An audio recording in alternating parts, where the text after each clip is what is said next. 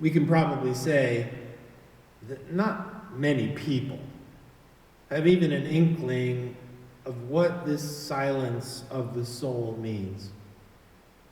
Fewer still are those who know something of the silence of the soul waiting for God.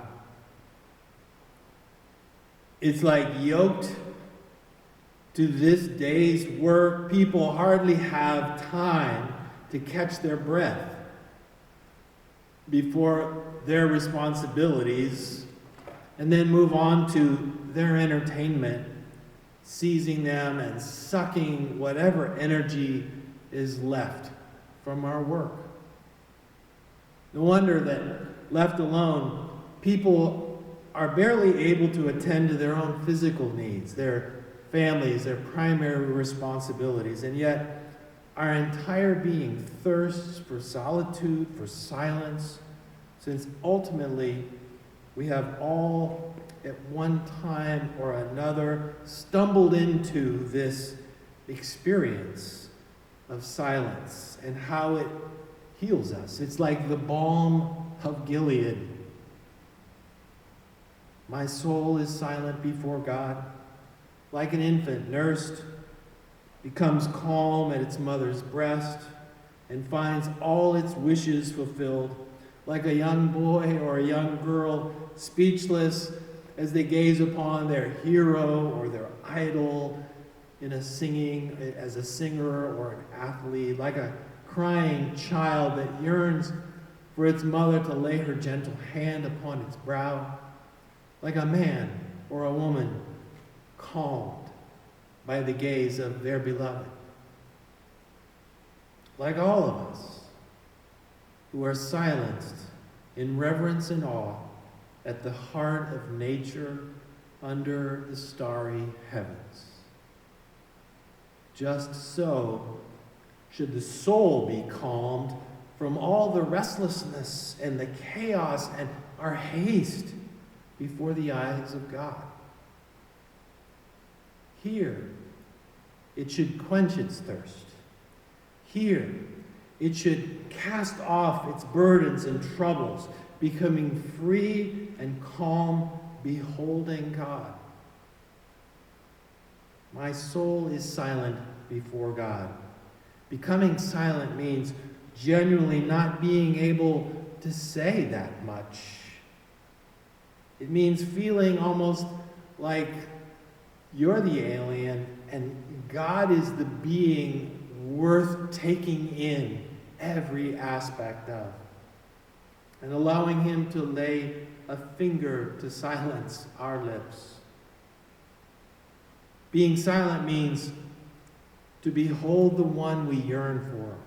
It means waiting, especially for what God will say to us. Yielding to God having the right to have the first and the last word. Being silent doesn't mean to do nothing, but means to breathe in God's will, listening for the word and being prepared to obey that word all at once. My soul becomes silent before God. That means, speak, Lord, your servant is listening.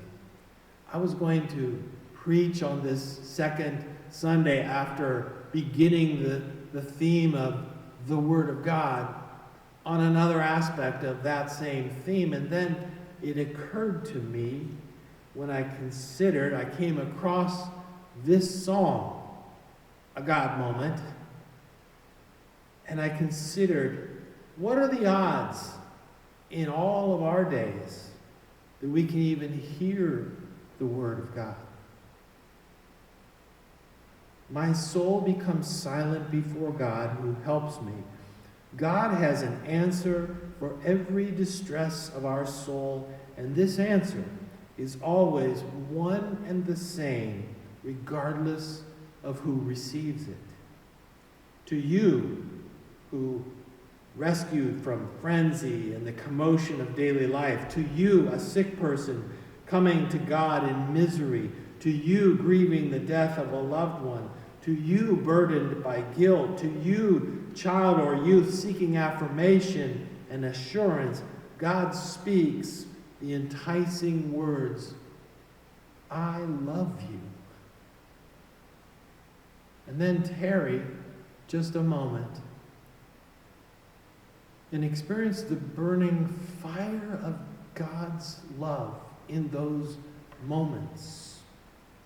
Admittedly, that fire consumes all in us that is inauthentic or bad or what hurts us. My soul is silent before God. If our soul has but found its way to God, God will help. So why, ask you, perhaps so scarce, so short-shrifted in our faith journey, this silence before God? Well, a couple of reasons. One is we're afraid of silence. We're accustomed to commotion and noise, and feeling a little uncomfortable amid silence, we flee it.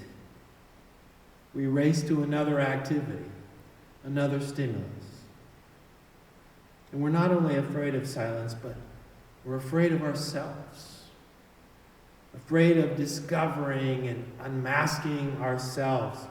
But even more, we're afraid of God, a real encounter with God, where God would speak, and God would invite us into this adventure with him, and that would be a bit off of our scope of how we intend to live this next chapter in our lives.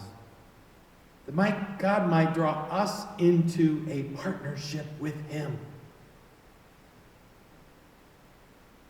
The other thing is that we oftentimes feel that maybe I'm not in the mood for silence. We get a little bit lazy in our spiritual life, in the things of the soul and the things of God, and pursuing those things. So putting things off, a matter of mood, fine.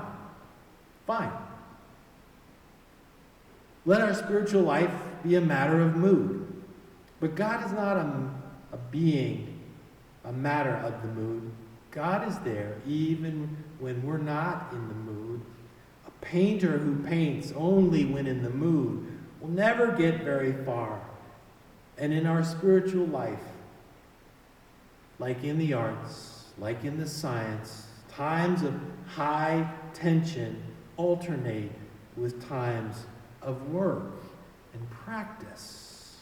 So this contact with God must be practice. None of us is so rushed that we cannot find 10 minutes in a day during the morning or evening to be silent and sit with God. That is my experience, my very humble experience, seeking this silence before God. I pray that for you, as it has for me, that although at first kind of a funny experience, awkward, empty often, but before long that you and I feel this being filled, our souls being filled, coming alive of our souls, a strengthening of our souls. Only in God is there genuine peace and quiet, something the great church father Augustine said in these words, "You, O God, have made us for yourself, and our soul is restless until it rests in you."